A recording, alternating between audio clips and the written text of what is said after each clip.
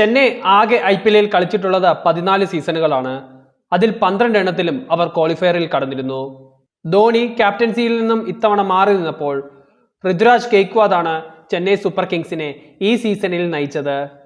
ധോണി എന്നൊക്കെ ക്യാപ്റ്റൻസിയിൽ നിന്ന് മാറി നിന്നിട്ടുണ്ടോ അന്നൊക്കെ ചെന്നൈ സൂപ്പർ കിങ്സിന് നിരാശയാണ് ഫലം.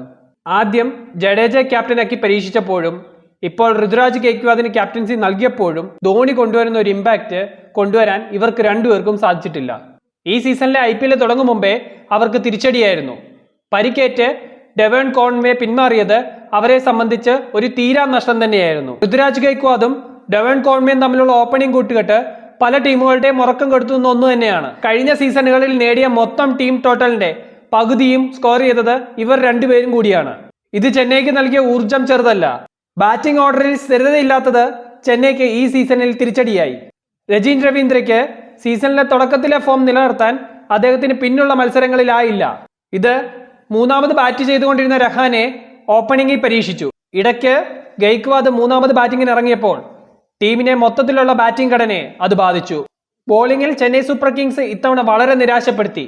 നല്ല ഫോമിൽ കളിച്ചുകൊണ്ടിരുന്ന മുസ്തഫിസുർ റഹ്മാനും ഓപ്പണിംഗ് സ്പെൽ എറിയുന്ന ദീപക് ചഹാറും പതിരാന ഇവരുടെ ഇഞ്ചുറീസും നാഷണൽ ഡ്യൂട്ടീസും ചെന്നൈ സൂപ്പർ കിങ്സിന്റെ ബോളിങ്ങിനെ തളർത്തിക്കളഞ്ഞു. ഈ പ്രാവശ്യത്തെ വിക്കറ്റ് വേട്ടക്കാരിൽ ആദ്യ 15 സ്ഥാനത്ത് ഒരൊറ്റ ചെന്നൈയുടെ ബോളർ ഇല്ലാത്തത് ഇതിന് ഏറ്റവും വലിയൊരു ഉദാഹരണമാണ്. ഈ ബോളിംഗ് ഡിപ്പാർട്ട്മെന്റിലെ ദൗർബല്യം തന്നെയാണ് IPL എൽ ക്ലാസിക്കോ എന്ന് പറയുന്ന RCB CSK മാച്ചിൽ CSKക്ക് വിനയായതും. ഇതിനിടയിലും ഈ സീസണിൽ ഒറ്റയ്ക്ക് പൊരുതിയ ഒരാളുണ്ട്. അത് CSKയുടെ ക്യാപ്റ്റൻ ഋതുരാജ് തന്നെയാണ്.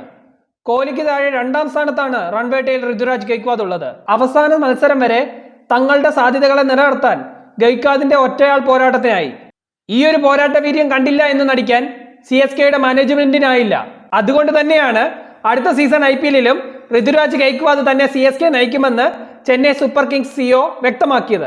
അടുത്ത തവണ ചെന്നൈ ചിദംബരം സ്റ്റേഡിയത്തെ ഇളക്കി മറിക്കാൻ തല കാണുമോ ഇല്ലയോ എന്ന് നമുക്ക് കാത്തിരുന്ന് തന്നെ കാണാം. ചെന്നൈക്ക് ഈ സീസണിലെ വിടവുകൾ നികത്താൻ അവർക്ക് അടുത്ത സീസണിൽ സാധിക്കട്ടെ.